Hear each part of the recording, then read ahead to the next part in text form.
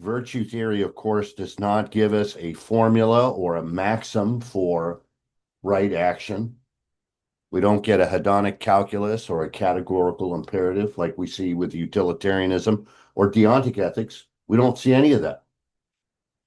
So the key here is to develop our character in such a way that when moral dilemmas arise, we have the wisdom and insight to resolve those moral dilemmas in the best way possible. And virtue theory teaches us that if we want to make the world a better place, we should start with ourselves. Think of all the things that are out of our control. And folks, I don't know about you, but when I look at the world, it seems sometimes like it's spiraling completely out of control. And it's disempowering, right? We look at all the things that happen and we go like, man, there's just nothing I can do. Well, there is something you could do. And you could do it immediately. You could do it now. You can work on yourself. You can work on yourself. You can begin to perfect your character.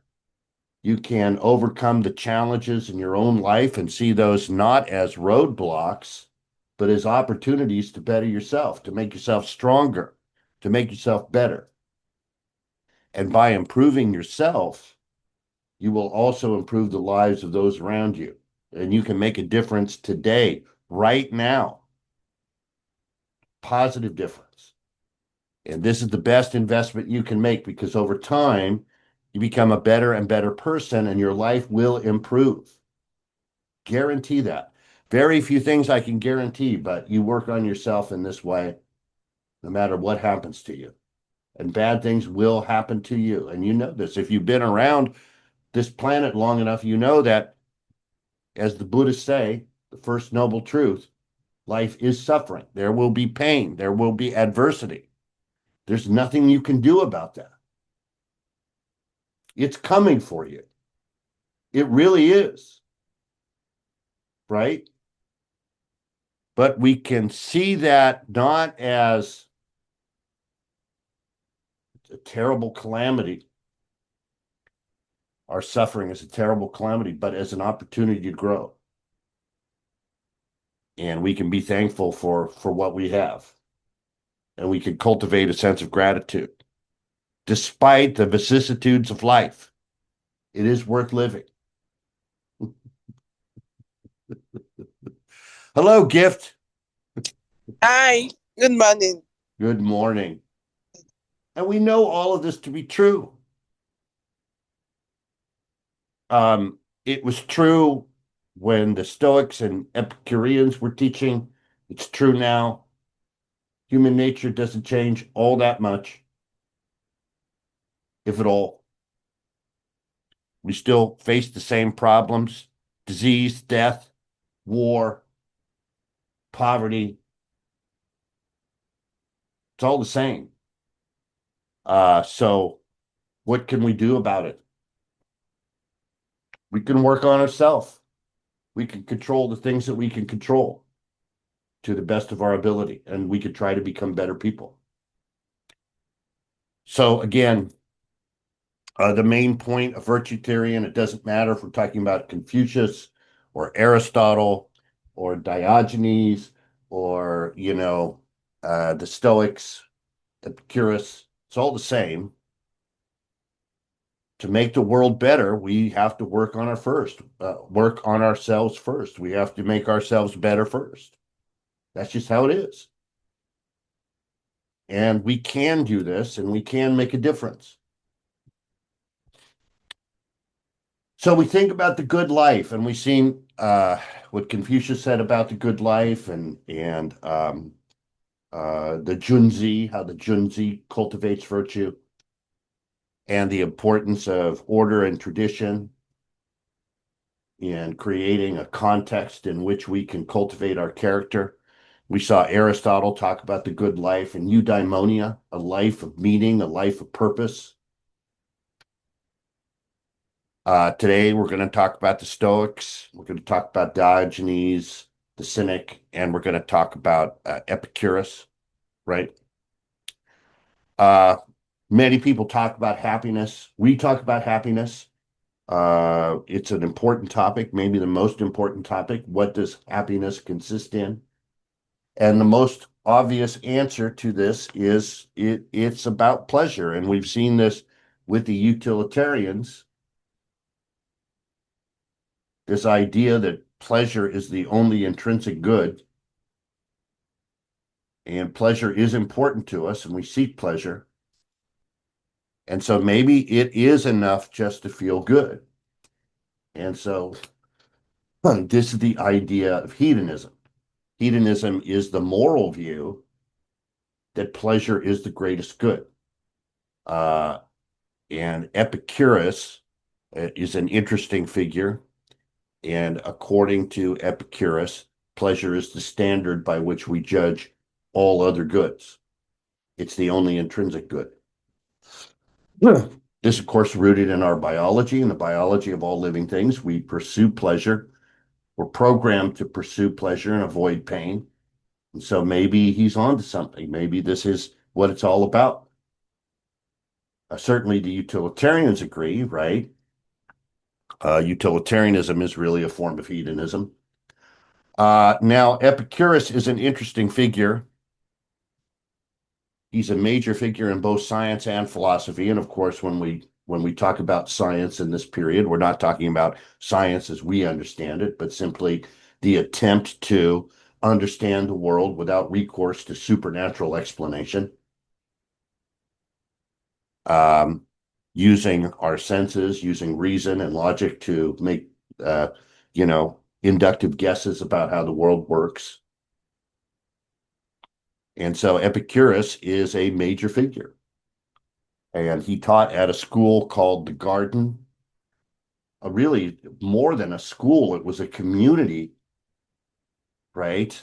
And Epicurus was very, I mean, he was progressive. He was. He accepted women. He accepted slaves as students. Didn't matter to him who you were. You could come and you could learn there. And this, I mean, ancient Greece was not it's not. It was there was hierarchy. It was a class structure. There was slavery. And so this was fairly unusual. He was a materialist. He was a physicalist. He was an atomist. He believed that everything was made of atoms and atoms came together and then through entropy, broke apart. And of course, we know atomism, the atomism of Democritus and the atomism of the pre-Socratics isn't quite, our idea of atomism, but it's amazing to me that a philosopher could simply sit down and think, maybe everything is made of, these small. I mean, that's it. That's an incredible idea. It really is, right? To just happen upon through observation, right? But that's what the world was for Epicurus. And so Epicurus, yes, he was a hedonist. He thought the only intrinsic good was pleasure, and pleasure is the metric of comparison. Everything we look at, we're going to measure in terms of pleasure and pain. And happiness can be measured in terms of pleasure and pain. So he doesn't have like the hedonic calculus that Bentham comes up with, but yeah, we're using the same tools of assessment. And so pleasure is the only intrinsic value. Now, I will tell you this, Epicurus has a bad reputation. I mean, he has a bad reputation today, and hedonism has a bad reputation today. And in his own time, Epicurus had also a bad reputation because that goes along with hedonism. And what do you think of when I say hedonism? You probably think of wild parties and just getting drunk and doing anything you want to do and acting on every desire, what Aristotle would call incontinence, lack of control, all of that stuff. Is that what Epicurus is talking about? Well, absolutely not. Absolutely not. No, this is not what Epicurus is talking about at all. So does Epicurus mean we should just do whatever feels good in the moment? Is that the secret to a good life? Absolutely not. No.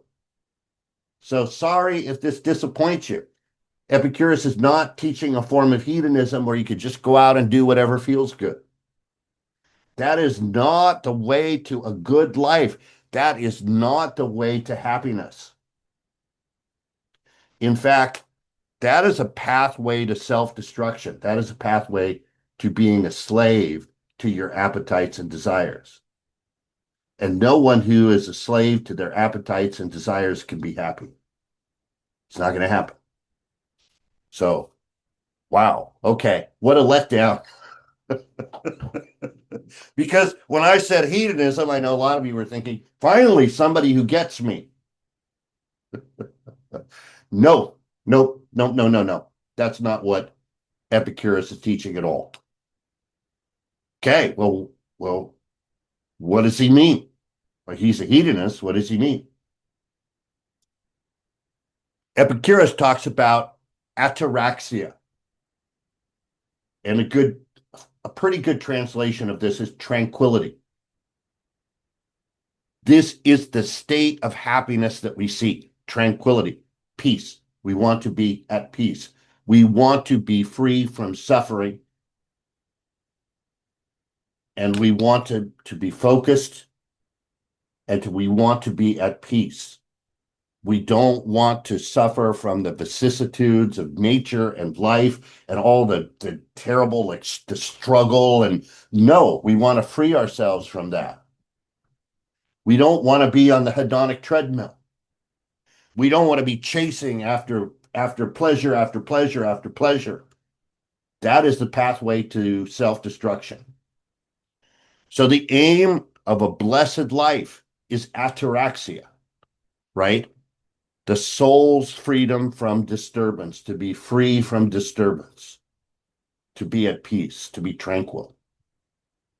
The most pleasant life, happiness, is a life where we abstain from unnecessary desires.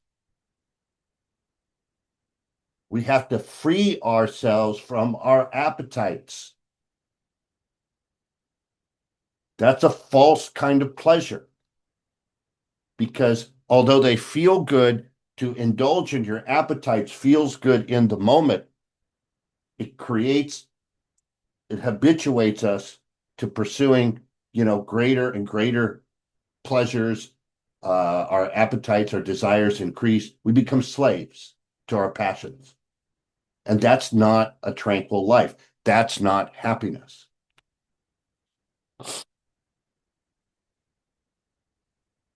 So Epicurus divided pleasure into two distinct types. So there's a hierarchy of pleasures. There's kinetic pleasure, right? Bodily pleasure. This is what we think about when we think about pleasure. Eating, drinking, sex feels good. And we're drawn to these behaviors, right? We chase after these behaviors. We desire these things. To have a place in the social hierarchy, to wield power over others. The things that give us like intrinsic pleasure that are tied to adaptation, right? Kinetic pleasures are transient. They're powerful motivators, but they're transient. Epicurus was more interested in static pleasure, that is contentment, the sense of satisfaction, the calm state that comes after our needs are satisfied. So this is what he's talking about. This is what he's pursuing. Contentment, tranquility. Static pleasures are more important and sustainable. So this is what we should focus on. So there's a paradox of hedonism. And Epicurus recognizes this and warns us. The person who seeks continual pleasure, kinetic pleasure, physical pleasure, is likely to be consumed by self-destructive appetites. This cannot be the basis for a virtuous life. This cannot be the basis for happiness. A virtuous life cannot be lived for kinetic pleasure alone. It doesn't work. It just doesn't.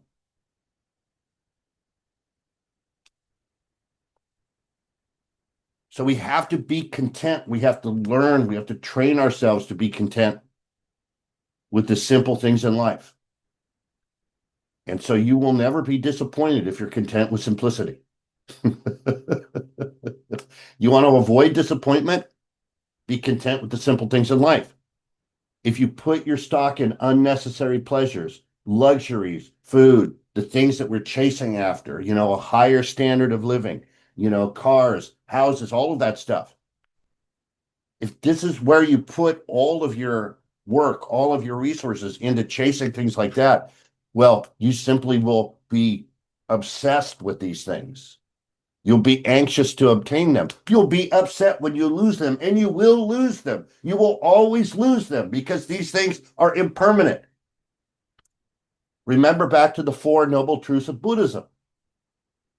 It is our attachment, our desire, our attachment to things that are impermanent that causes us to suffer. So you're setting yourself up to suffer. You buy the new car and you're super excited about this new luxury car that you have. And it gives you a great deal of pleasure. But over time, you begin to think about it and you become anxious about it and you worry about it. And you cultivate all of these scenarios in your mind where when you park it, you're like, oh my God, is somebody going to scratch it? Is it going to be dented? And yes, it will be scratched. It will be dented. It will begin to fall apart. That's how thermodynamics works.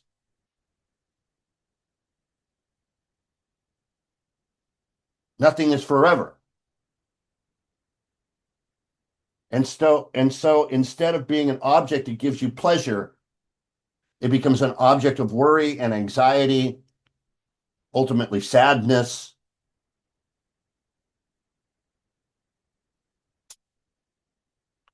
And we are pushed towards greater appetites, a desire for more and more luxury. And of course, we get only greater anxiety and disappointment. This is not a game you can win. You can't consume your way to happiness. Doesn't work that way. Let go of that. Hope you're seeing a pattern in all these things. They're like, these things are illusory. These pleasures are illusory. You're building a sandcastle. There's no foundation in your life if you're building your life on things that ultimately will create anxiety and disappoint you.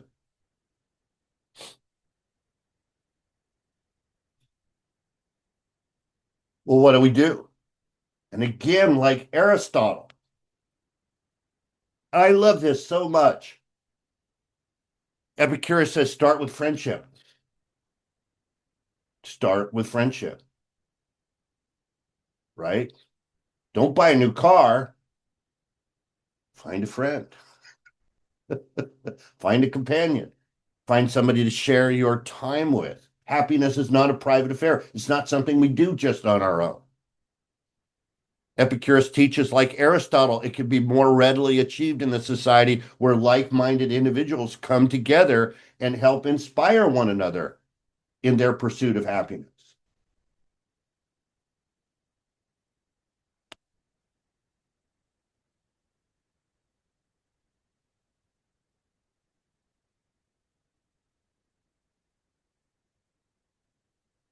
So we do this by being content with simple things, by choosing the pleasure of philosophical conversation with friends over the pursuit of physical pleasure like food, drink, etc. Now, there's nothing wrong with physical pleasures, but we can't count on them. And of course, I know what you're thinking. You're thinking, well, like, yeah, this is great in ancient Greece, but how do we do this? How can we cultivate this simple life? And look, you can do this. What would Epicurus teach? Quit your job. You don't have to clock in. You don't have to slave away for someone else. You don't have to divert all of your effort and your work for somebody else's gain. You don't have to do any of that. But professor, I have bills to pay. I have a car payment. I have a house payment. I have to pay my rent. Epicurus would ask you, what do you actually need to be happy? Like, what do you actually need?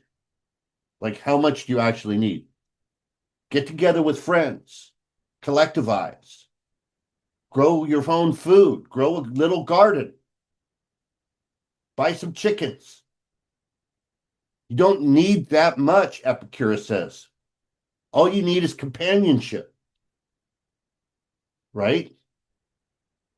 You can simplify your life. You can reduce, you can not desire after things that are illusory. This is something you can achieve. But maybe you should ask yourself, hey, is it possible I'm pursuing the wrong things in life? Is that why I'm miserable? Is that why I'm disappointed all the time? Is that why I seem unfulfilled? Epicurus asks you to think about these things, right?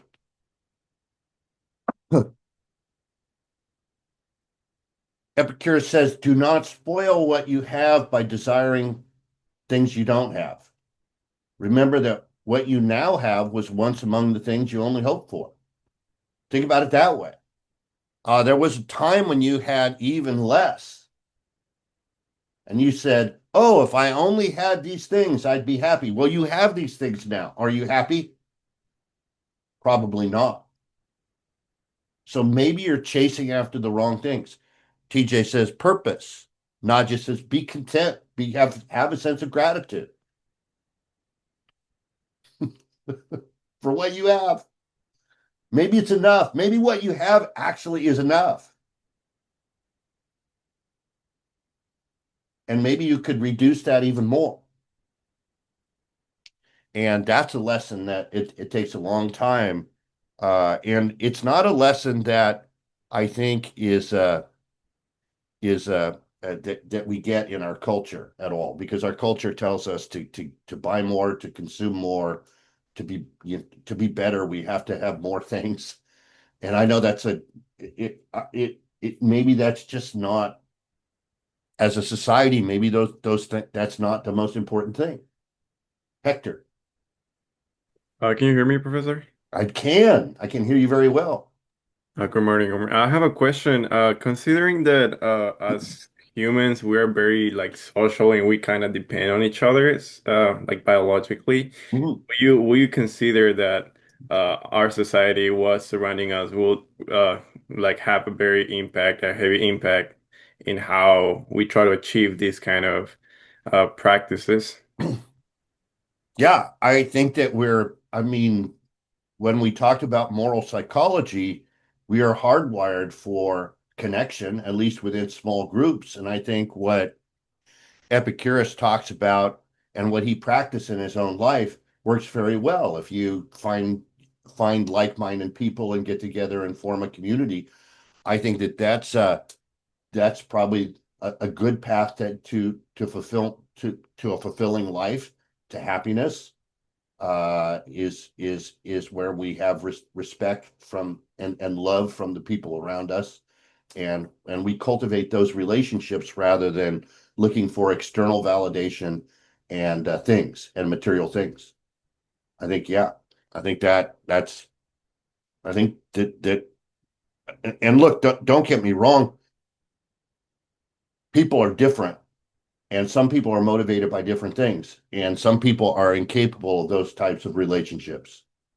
Because human beings are, as a species, I mean, there's a wide variety of psychological profiles. And so, but for most of us, the majority of us, uh, the kind of things that Epicurus is describing I think, are the things that would make us happy.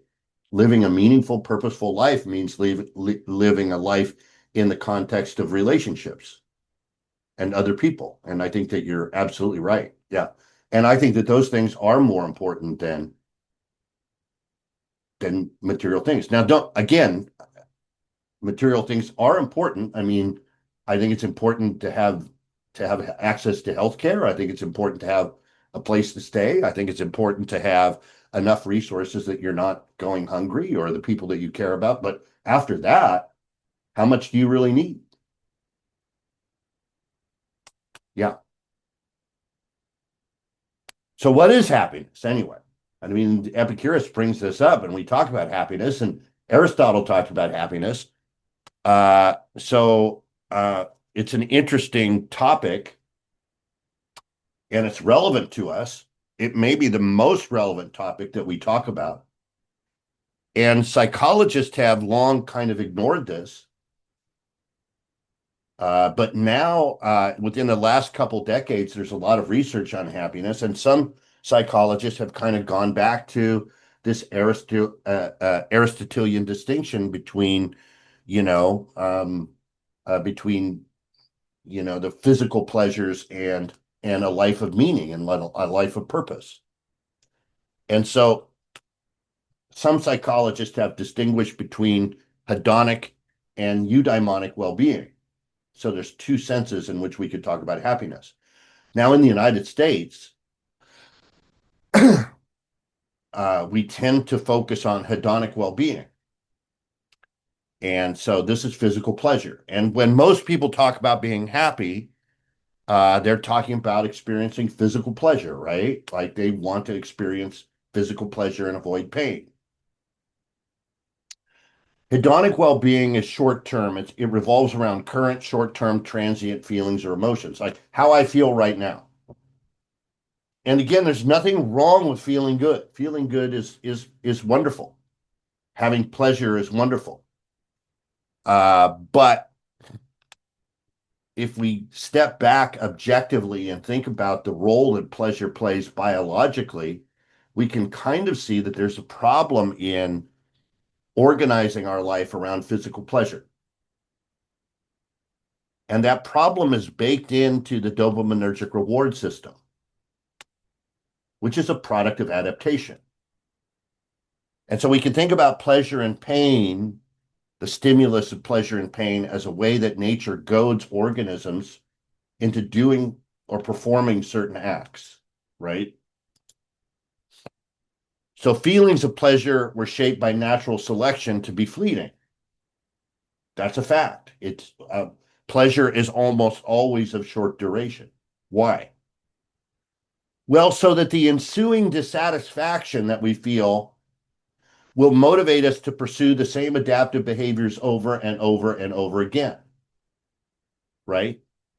And that is kind of insidious if you think about it. So from nature's perspective, pleasure isn't the end state. It's just a way to goad an organism into performing a behavior that had, reproductive consequences or survival consequences, an adaptive behavior. And this kind of makes sense. I mean, like, think about this objectively. How would you design an organism to propagate its genes? If you said, hey, if this was a bioengineering project, and you said, hey, how do you get an organism to reproduce or to spread its gene pool? Well, it should engage in behaviors associated with survival and reproduction, and those behaviors should bring pleasure. Pleasure is a good motivator, right? But here's the thing, that pleasure can't be continual, or the organism would stop engaging in that behavior. So the organism should focus on obtaining pleasure and ignore the short duration. And that's exactly the situation that we're in. We chase pleasure, but it never lasts. And so when we obtain the things that give us pleasure, the pleasure that we experience is fleeting. And so we spend most of our lives disappointed or longing or desiring. And that's just how the system works.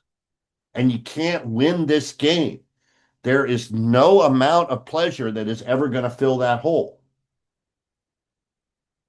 You're always going to be back at the same state because that's the way the dopaminergic reward system works.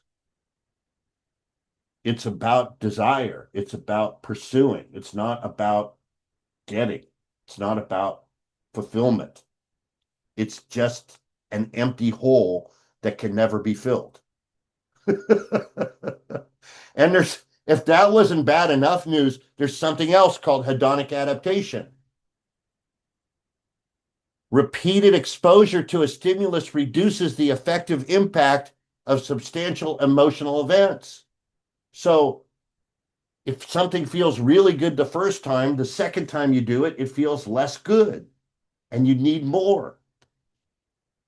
So Isn't that like a theory in economics? I seem to recall that being part of economics. The more you buy something, the less value it has, the less excitement you have for it. that's behavioral economics. That's rooted in psychology. Yeah.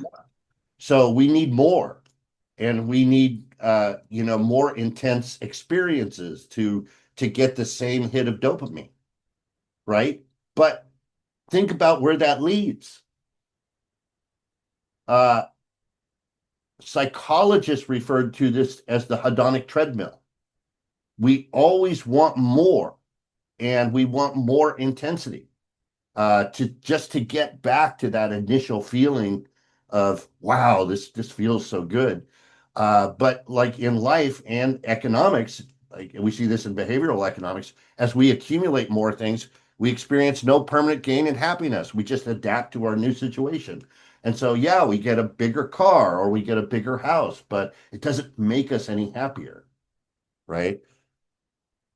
So TJ, I'm not going to touch this comment, but it's a great comment. So if we go to heaven, it's possible it won't be enough. If we're, I hate to get off on a tangent, but if we're the same type of organisms, the answer would be yes. But I would assume that most people who believe in heaven believe that God would miraculously compensate for that in some way. But yes, your answer is yes. This is why there'll never be heaven on earth, because biologically, nothing, we would simply adapt to it, right?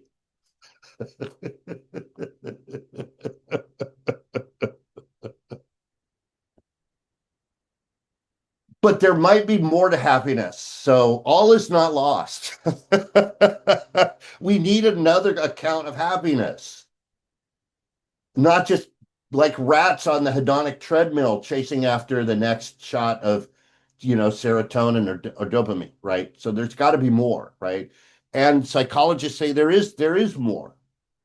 And this goes back to Aristotle with his concept of eudaimonia, living a good life, living a life of meaning and purpose. So we can also think about eudaimonic well-being. And this is a person's satisfaction with their life, irrespective of their current emotional state. So I could be suffering right now. I could be in pain right now, but I could make an assessment about my life and said, my life is good and I'm grateful for it. Because I'm making a difference. I have meaning. I have purpose in my life. I have people I care about, right? And even though, yeah, it kind of sucks right now, it's still a good life. And so purpose and meaning in life, flourishing, growth, pushing yourself to your limits, finding some success internally, not externally, right? And so that's what we mean by eudaimonia. Most of us seek some kind of higher purpose, some kind of meaning in life. And this has nothing to do with pleasure, right? This has nothing to do with like feeling good in the conventional sense. This is about thinking about your life and going like, yeah, it's a good life. It's not always pleasurable.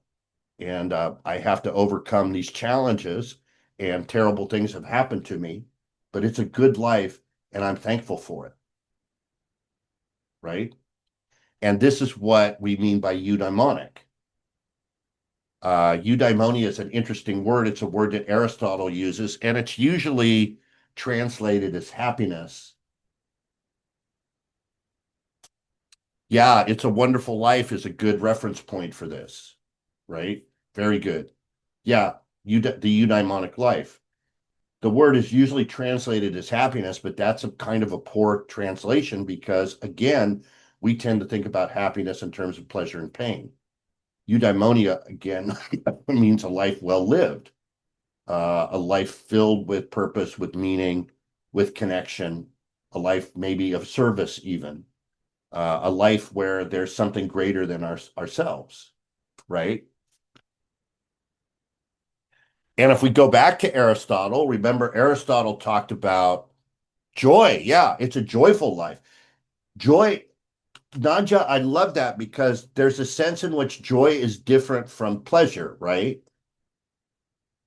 I mean, I haven't really thought about this, but joy seems to be the concept of joy seems to have that additional, it's not simply that, it's not just like external pleasure or pleasure from an external stimulus. It's a sense of a larger sense of connection or meaning. I like that a lot. I'd like to think about that a little bit more. But joy is a really good word.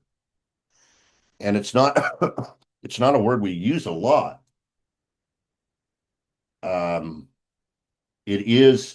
It is often used in a religious context though, right? So maybe there's something to that. Maybe I think that we should I think we should think a little bit more about that. Great. That's a great comment. So Aristotle talked about, the three types of lives, the life that's lived solely for pleasure, which he found to be kind of lacking. The social life or political life in which we get recognition, we have connections with others and we get recognition from others. But then he seemed to prefer the contemplative life, the pursuit of truth, the pursuit of knowledge, but really a meaningful life. And there is this implication in Aristotle that a meaningful life is lived in accordance with reason and virtue, striving for meaning and purpose through the development of good character, practical wisdom, and meaningful relationships. So all of these are elements of a eudaimonic life. Meaning, purpose, developing your character, having good connections with other people, treating other people well, having deep connections and meaningful relationships. All of this is part and a higher purpose. All of this seems to be part of eudaimonia. So you can see why it's a difficult word to translate into English. It's a difficult word to translate into English. It really is. Yeah. Like many Greek words. Very, very tough. And there's not, the Greek vocabulary is limited compared to English. English has a huge vocabulary, right? And so when we try to translate these ancient Greek texts into contemporary English, there's a lot of nuance there that sometimes is lost.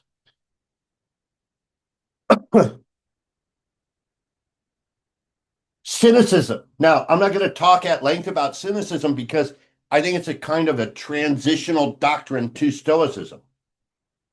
Cynicism had an influence on the development of Stoicism, and I want to get to Stoicism.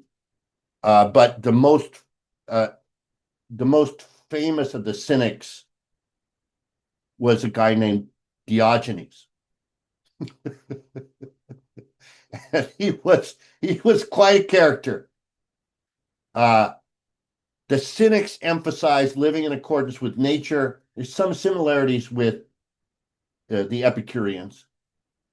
They rejected conventional desires for wealth, power, fame. What good are those things? They practiced virtue through self-control and living as simply as possible. And when I say simply as possible, I mean as simply as possible. Diogenes lived in a barrel, reportedly lived in a barrel. That was his home.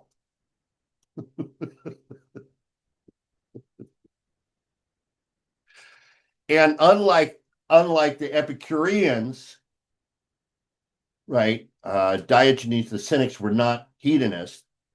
They believed that virtue alone was sufficient for happiness. So to be happy was to be a good person, and to be a good person was to be happy. And the Stoics will take this as their starting point, really. That virtue alone is sufficient for happiness. Sufficient, not just necessary, but sufficient for happiness. They practiced radical honesty and rejected societal norms. So Diogenes, not only was he known for living in a barrel, he would urinate and defecate in public. Why? Why not? No sense of shame or decorum. It is what it is, right? He carried around a lamp symbolically in daylight. Why? He was looking for an honest man. And there's a great story about Diogenes. And maybe it's apocryphal, maybe it's not, but it's illustrative of the cynic idea of virtue. So Alexander the Great was the most powerful person in Diogenes's world, in the Greek world, in the Hellenistic period, right?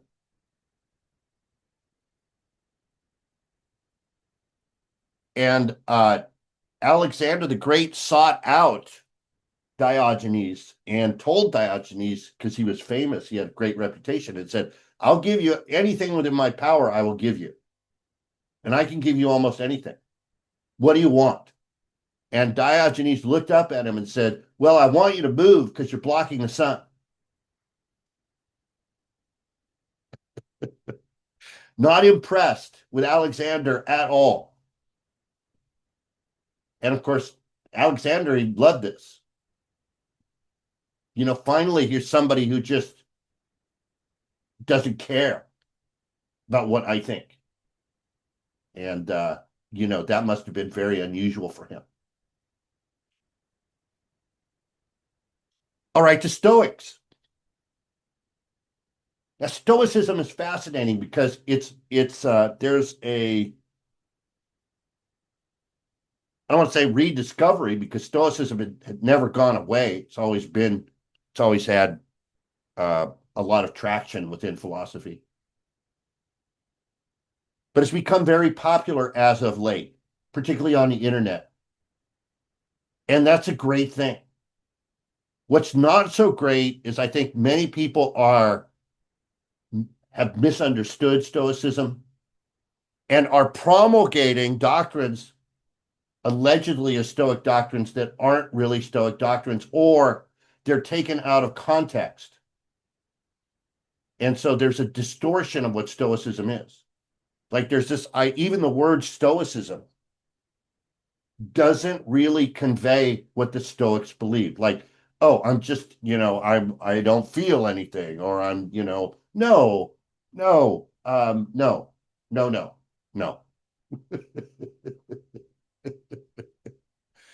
So maybe we can address some of those problems, because I think that Stoicism is a very valuable and useful way of thinking. Now, Stoicism was founded by a guy named Zeno.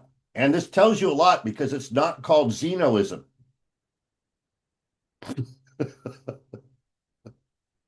So it's a little humility here, right? Stoicism was founded by a guy named Zeno, and Zeno was a merchant. And one day, while making a voyage from his native Cyprus, and Zeno may have been a Phoenician ethnically, we don't really know. But Zeno was caught in a storm, and he had everything riding on this. He had so much money invested in this, and there wasn't maritime insurance in the way there was now. I mean, your ship sank, and that was it. And his ship sank, and he lost all of his wealth. Like, he watched it just go under the sea, and he almost died. And he found himself. He survived, and he found himself in Athens, And he was despondent. He was devastated. He's like, my whole life, just I watched. Now, how many of you can say this, that like everything that you own, everything, all of your future, all of your, you just watch it sink right in front of you?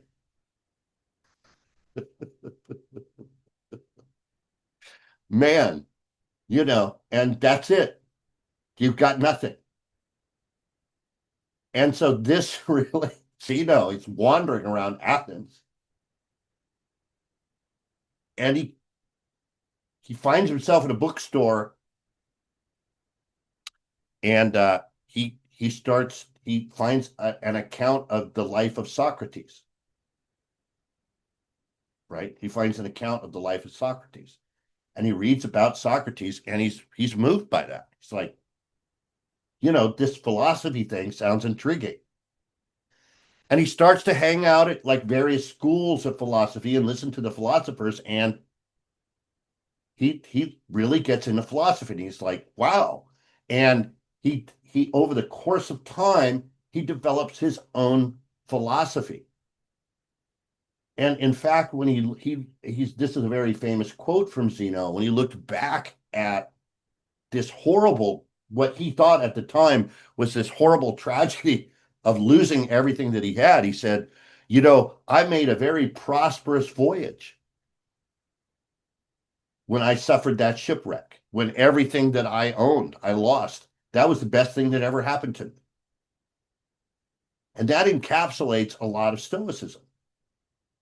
I mean, we think the events that occur are horrible, we lose things, but over the path of our life, over the course of our life, sometimes we can point to those events and say, that was a transformative event.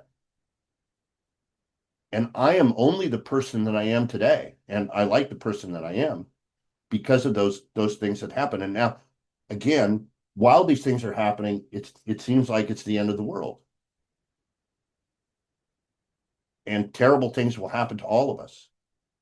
And we will experience joy and happiness, but we will also suffer, and we will have periods of despondency when we think that all is lost.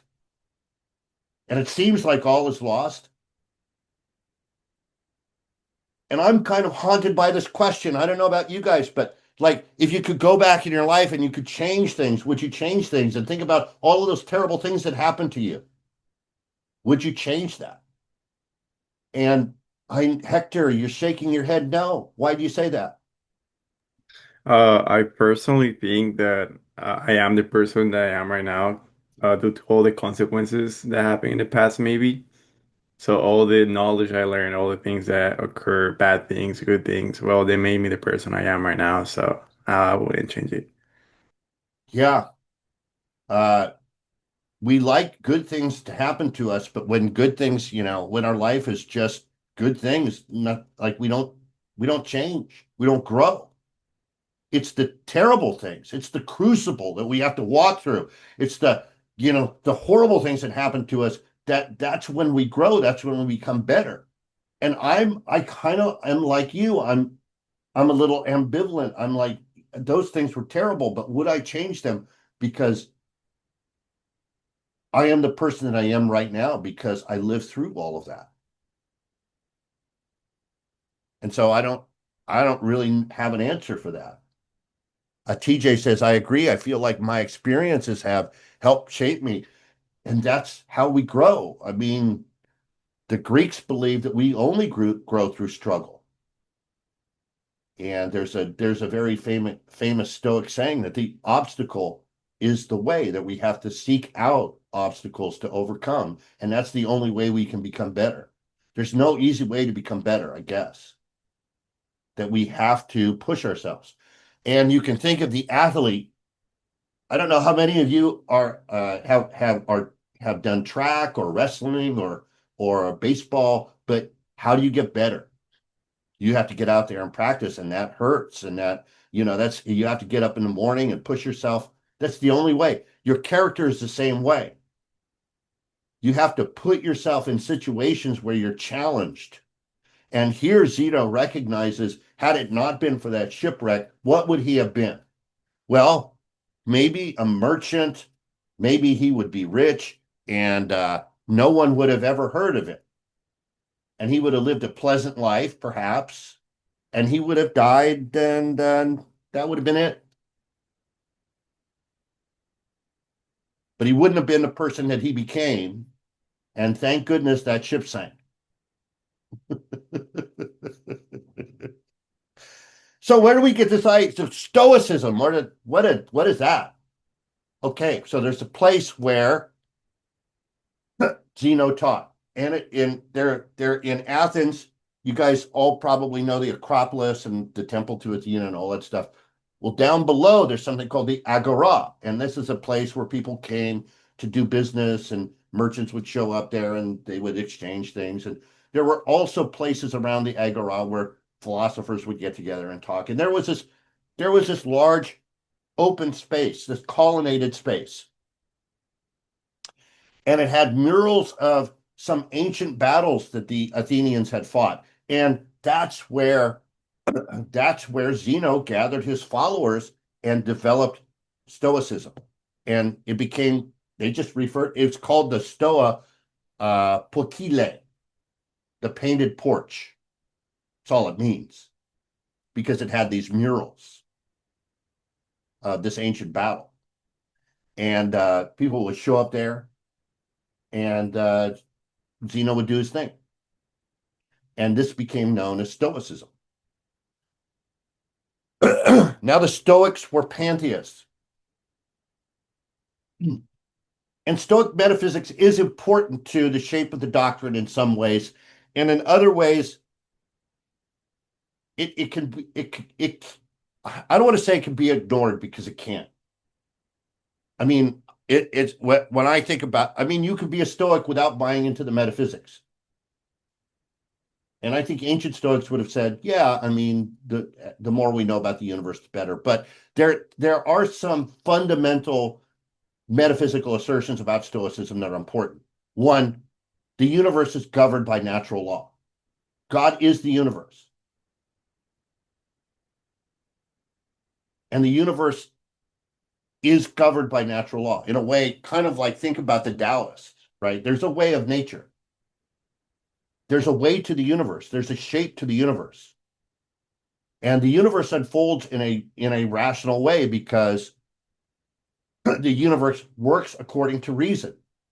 And because human beings who are part of the universe can apprehend this logos, or this pattern of nature, we can participate in the universe and understand ourselves and understand the universe a bit. So to live in harmony with human nature as a thoughtful and ethical being capable of reason is the purpose of life. It's what a thing is what it does. And so, yeah, this is important. The things will unfold as they unfold. Now, some people tend to look at Stoicism as fatalism, but it's not. There is a sense of determinism. There is a sense that events will unfold as they unfold, but we have control over more than you might think. Maybe not external events, but how we respond to those events and how we shape our character. For the Stoics, that's on us. And that's important. Okay? Now, like the Cynics, and this is the architectonic Stoic principle, I believe. Virtue makes us happy. To be good is to be happy, not pleasure. So, yeah, pleasure, there's nothing wrong with pleasure as long as we're able to keep a perspective on it and not let it get out of control. But that's not the thing that we seek. We seek virtue. Why? Because that's happiness. That's what it means for a human being to be happy, is to be virtuous. That's enough. To be good is enough. If you're good, you are by definition happy. And you have to buy into that to really get Stoicism. So everything is directed towards virtue. Everything is directed towards cultivating your character. Professor, Yeah. can I just add that the 9 fruit of the Spirit tell us those those 9 virtues that will make us happy. That's like almost like an outline. Yeah, I think that probably comes from Aquinas, but I'm not familiar with the way that but what do you know the virtues by heart? Let me see. Love, joy, peace, patience, faithfulness, goodness, self-control. I don't know how many I just said, Yeah, but that comes from Aquinas, and what Aquinas does is he takes the classical Greek virtues of Stoicism and other Greek philosophies that were very influential on early Christianity, and then they add supernatural virtues like forgiveness and faith, hope, and charity, and then you yeah, faithfulness is one also. yeah, right. And then you get this combination, right? But the foundation of that, you're not wrong. The foundation of that comes from these Greek traditions. Remember, this is all prior to Christianity. Yeah. So there's a connection here, and you're seeing it. That's great. Yeah. And maybe that you can, as you think about what Aquinas and the other church fathers and the foundational founders of the doctrine, what they add to the classical foundation is put you can understand. Oh yeah, I see. This is incomplete maybe, and it needs some supernatural virtues as well. Yeah. Okay, so here we go. So virtue makes us happy. Well, there are 4 virtues necessary to act as a rational and social being. Now, these aren't exhaustive, but these are the 4 main virtues that the Stoics talk about. And these are if you want to live a good life, you have to have these. You have to. Non-negotiable. Courage. Have to have courage. Self-control, temperance. You have to have self-control. Justice. Love of justice. Wisdom. Courage, temperance, justice, wisdom. The 4 foundational virtues. In short, according to the Stoics, there's nothing better in life than being brave, living in moderation, doing what is right, and finding truth and understanding. At least if there is, we haven't found it yet. Let's look at these in a little bit more detail. Courage. Do you even know who you are? Do you even know who you are? How would you, if you have passed through this life without misfortune or adversity? You don't know who you are. You don't know what you're capable of. You don't know what you're about until you're tested. We can only grow through suffering. You have to have the courage to face those challenges, or you're never going to grow. You can't shrink away from adversity. You can't sulk, in your little corner and say, I can't, it's too hard. You have to push yourself. You have to seek out challenges to overcome. You can't be passive in this life. You have to have courage in order to grow spiritually, physically. Not going to happen passively. Nobody gets better, just by, reacting. You have to find those challenges. And when those challenges arise, you have to have the courage to face them. And then from that, we build our character. Absolutely. Self-control, temperance. We must learn judgment, restraint, self-control, internal discipline. You have to regulate your emotions.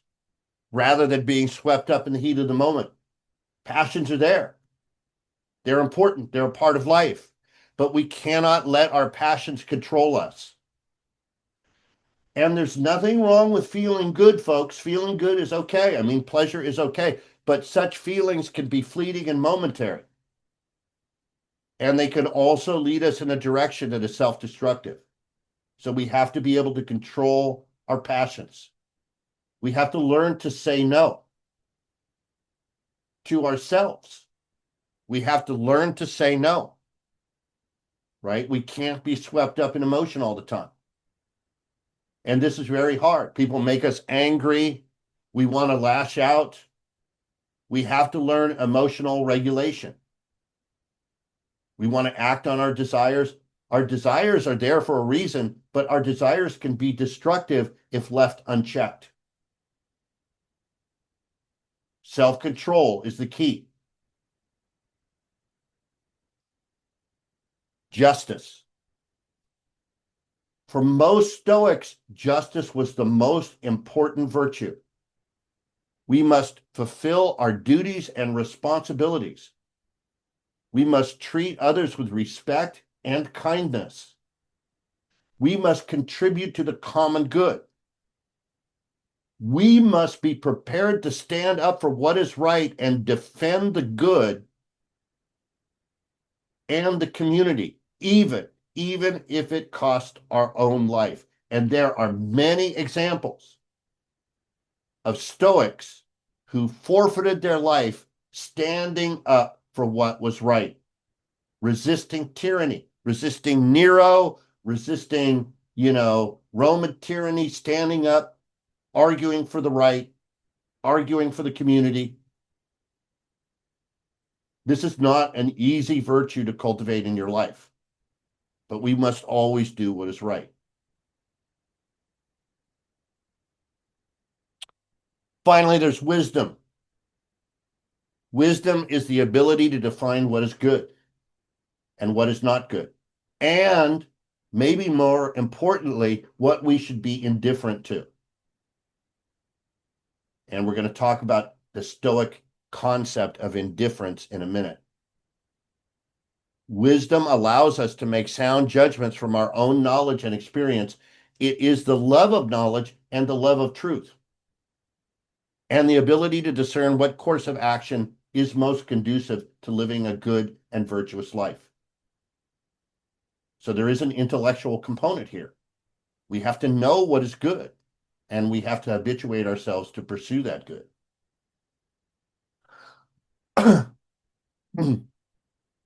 Now, famously, indifference is what the Stoics probably are most known for, and unfortunately, this virtue of apatheia is misunderstood, frequently misunderstood and misapplied.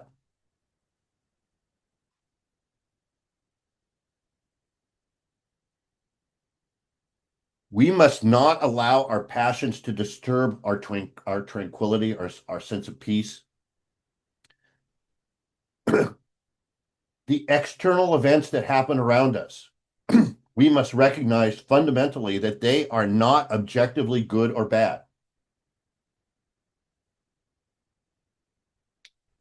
It is our internal judgment that make events good or bad.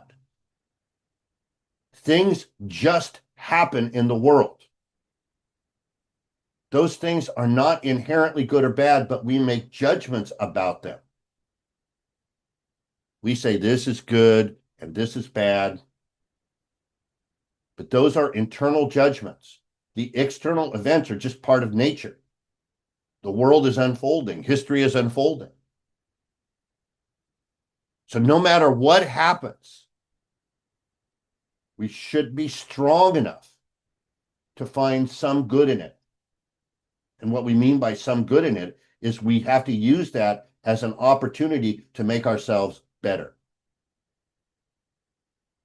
No matter what happens, there is always the opportunity to make ourselves better.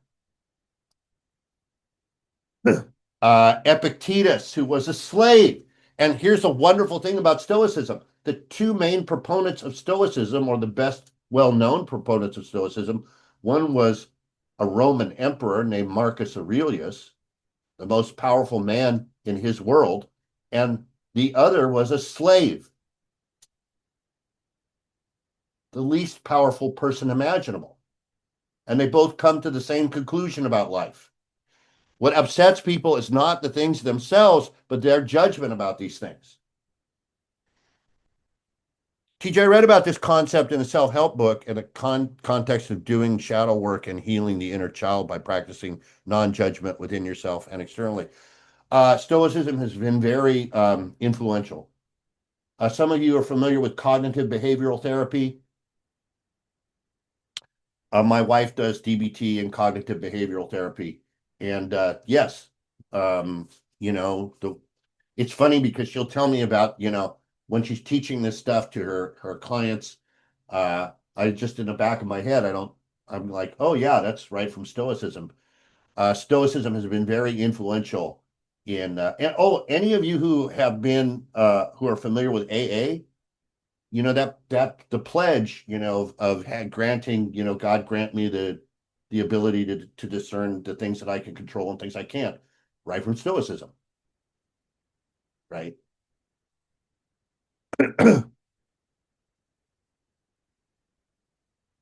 For the Stoic, we should be indifferent to anything that does not affect our moral character. We should be indifferent to anything that does not affect our virtue.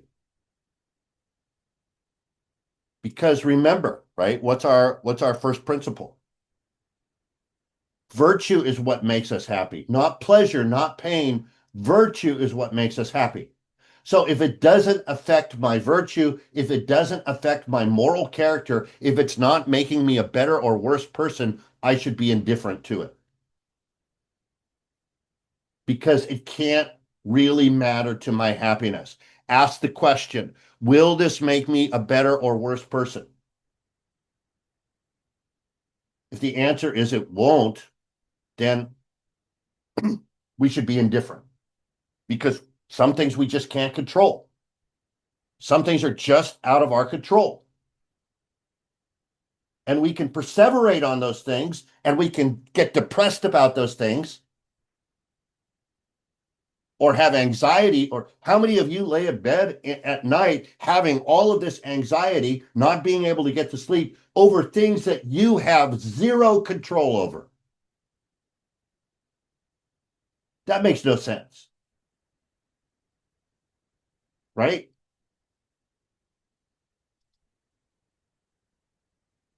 Now, the Stoics recognize that there are some things that are naturally desirable.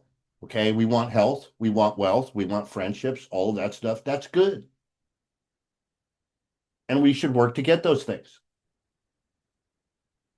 Some things we would rather avoid: sickness, poverty, pain, etc.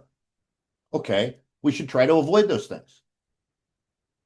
But such external things don't really determine our worth as a person, do they? So they can't really affect our happiness one way or the other.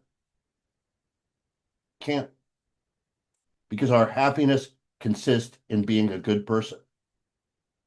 That's the most important thing. Never lose sight of that for the Stoics. The whole point is virtue. The whole point, that is happiness. Being a good person, doing what you're supposed to do, fulfilling your responsibilities and obligations, cultivating wisdom, cultivating justice. If it's not going to stop you from doing those things, then you should be indifferent to it.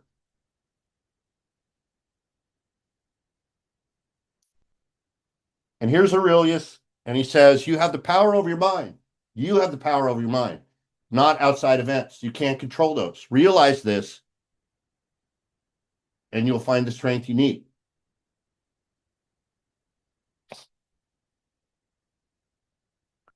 And again, some of you thinking, well, easy for him to say he's an emperor, but remember, Epictetus was a slave. You think your life is painful? You think your life is bad? You think you have adversity?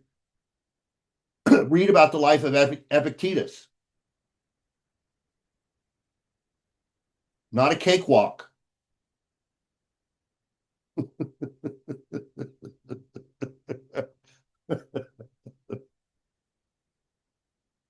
Hey, your house catches on fire, burns down. How should you react to that? Well, what did the Stoics say? You should realize that this event is entirely out of your control. Nothing you can do about it. Your house is just smoldering ashes. What can you do about that? Nothing. You also know that it is the nature of fire to burn. What did you expect would happen? Can you get upset at the fire for doing what it is in its nature to do? No. In the big picture, this event will not make you a better or worse person. You should be indifferent to it. I know that's tough. But the things that you should worry about are the things you have control over. Once the house catches on fire and burns down, nothing you can do about that. But there are things that you can do that will be positive or negative, and you should focus on those things. But you shouldn't spend any time worrying about the fire. The fire has happened. It's come, it's gone. Be indifferent.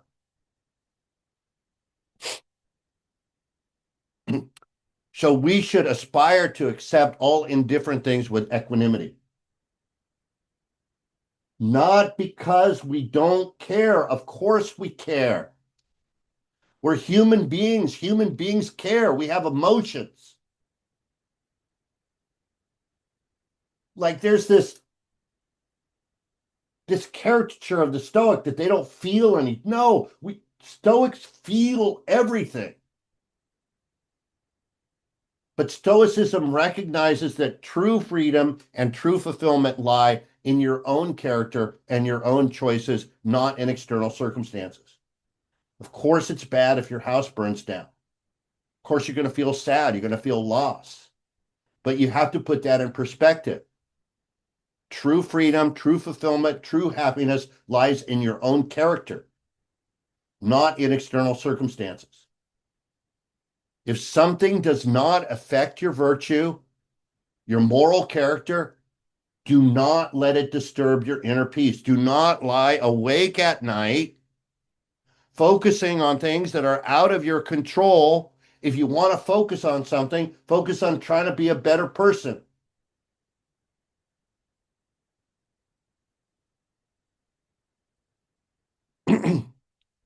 There's a Coen brother film called The Big Lebowski. I'm a huge Coen brothers fan, and it's an absurd film.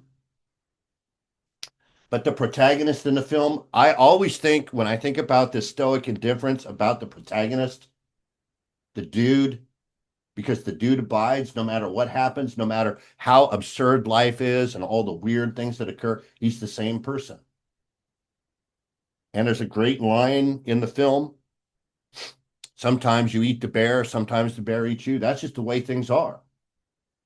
But you have to abide, you have to continue, you have to move on. And hopefully you can grow, and hopefully you can learn, and hopefully you can, like Hector, like you can internalize these lessons and become a better person.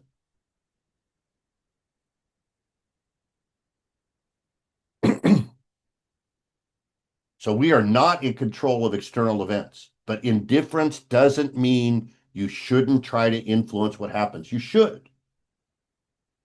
We should actively engage with life. We should fulfill our responsibilities.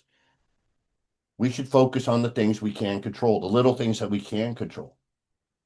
But then, ultimately, we should accept whatever happens and see it as a good thing as much as we can, which means, is there a way that this can make me better?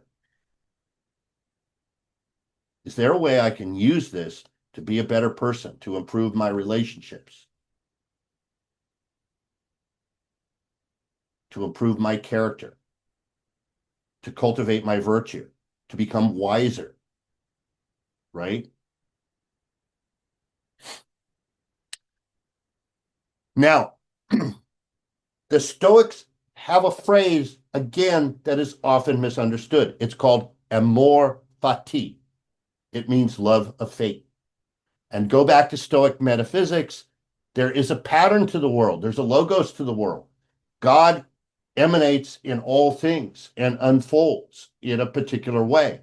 And maybe that's deterministic. Who knows? We also know that life will be painful and challenging. And we can complain about the terrible things that happen to us. We can. And that's human. On the other hand, instead of viewing setbacks as failures, maybe we should embrace them as opportunities for growth and transformation. Moral growth, moral transformation. Then we can embrace everything that happens with a sense of love and gratitude. So it's not fatalism. It's not resignation and passivity. Get out there.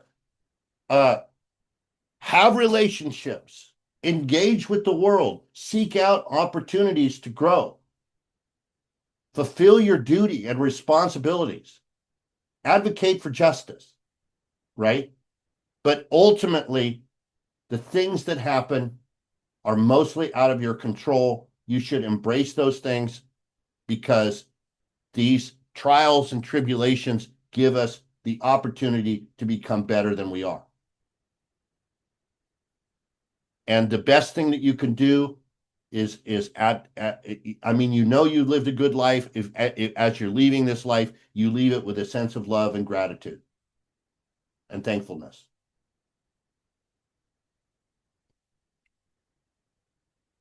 And also remember this, and many people ignore this completely. Indifference is not complacency in the face of injustice. Stoicism is not fatalism. The universe may be deterministic, maybe it is, but we still have a duty to respond to events with virtue and with reason. A requirement of justice is that we harmonize our actions with the common good. The Stoics are all about community, right?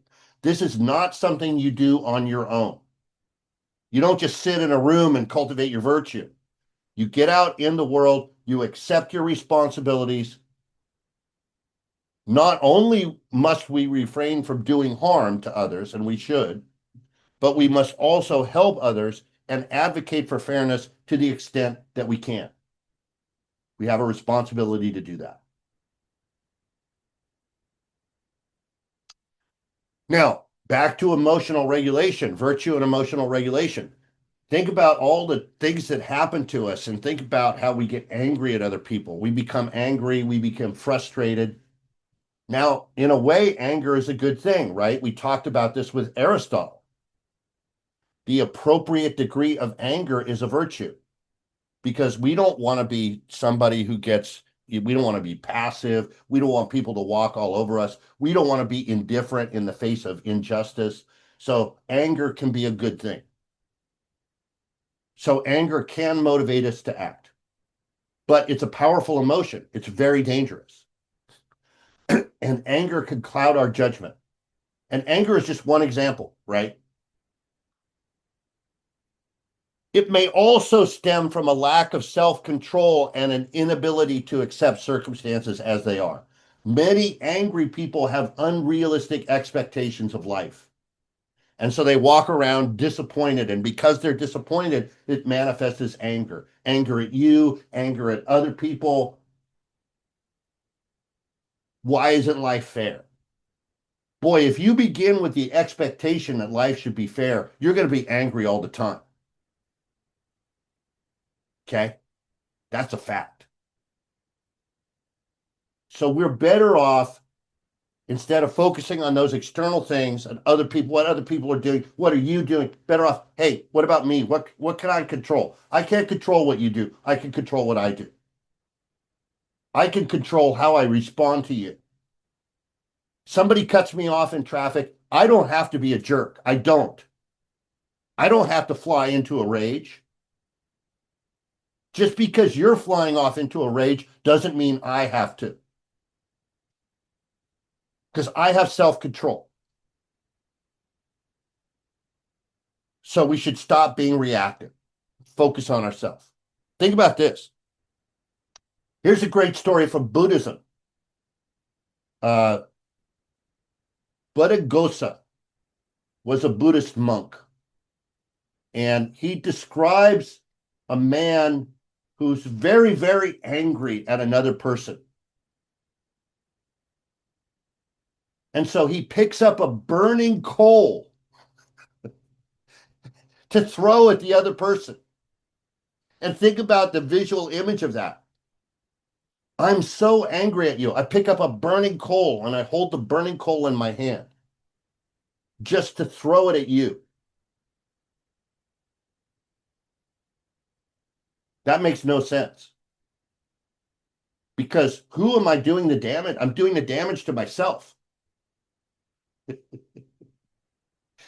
Anger can be more harmful than the situation that triggered the emotion in the first place. Let it go, right?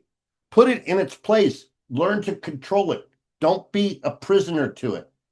And we're talking about anger, but we're also talking about any of our passions. They play a role in our life for sure, but they shouldn't control us, right? Of course, emotional reactions can be positive to the extent that they conform to reason. One should feel some anger at injustice. For example, we should feel guilty if we've done something wrong, or we should feel joy. There's our word joy. When we behave virtuously or we see virtuous behavior. Those are all appropriate emotions, right? So, but we need to learn to control them and put them in their place. We should always remember that developing virtue is inseparable from our duties to other people. And again, this is the part of Stoicism that is ignored. Stoicism is a community doctrine. It is. It's about our relationships with other people, not just contemplating about ourselves. We do this. This is a project. Making ourselves better is a project that we do with others. And we make others better as well. Virtue, personal happiness, and our obligations to others are all threads in the same knot. To ignore any of these would be to untie the knot that binds the universe together. That is the way of the universe. We are here together.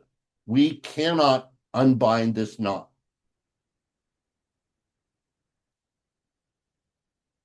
To live virtuously is to live in harmony with nature and with other people. Through discipline and self-control, we can learn to resist the temptations of greed, of lust, of gluttony, of power, of wealth, of status. Those are all powerful temptations, but they can distort our hierarchy of goods. And we can end up pursuing those things and ignoring moral virtue. And of course, because virtue is happiness, all of those other things are false promises.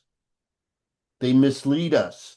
They're going to take us down into the swirling black void of emptiness that can never be fulfilled. That's not where you should invest your time and resources, my friend. Now, these things, these desires, these passions, they are not good or bad in themselves. They're not. They're just things that exist. They're just things that we have to deal with. This is not like, oh, the body is bad or my lust is bad or this is, no, there's not any sense of that. These are just things that we have to negotiate. These are just things that exist. But we have to recognize that they can distort our priorities and make us engage in bad behavior. And bad behavior can undermine our own happiness and the happiness of others. And we don't want to be that person, do we? We don't want to be the person who's miserable. We don't want to be the person who is undermining the happiness of those around them. We don't want to be that person. We don't. So keep those emotions in check. Finally, there's another Stoic phrase, very, very important, memento mori. Conduct your life knowing that you're going to die. Eventually, the clock is ticking. Your time is running out. You don't have infinite resources. You don't have an infinite amount of time. Your time is limited. You will die. Thinking about our own death is a very useful exercise. It puts your life in perspective. It allows us to overcome our fear and encourages us to take our lives more seriously because our time is short, very short. I can tell you. Realizing that death is inevitable, not only for ourselves, but for those we love, everybody that you love, everybody that you're connected to, everybody that you care about, they're dying too. This realization should give you a more profound sense of thankfulness, of gratitude for the time you have together. Every moment is precious. Don't waste it. Don't waste it. Tell them you love them. Tell them how thankful you are to have them, because that time is coming that they won't be there anymore, and you won't have a chance to say anything to them. So don't, the time to improve is today. The time to do all this is now. You may not have tomorrow. So every moment is precious. Don't waste those moments. All right. All right. Wow. Thank you guys for sharing this time with me. I appreciate you guys hanging out here. I know that you can watch the lectures asynchronously, but I really appreciate seeing you guys and spending this time with me. And I hope that you guys have a really, really good day. And again,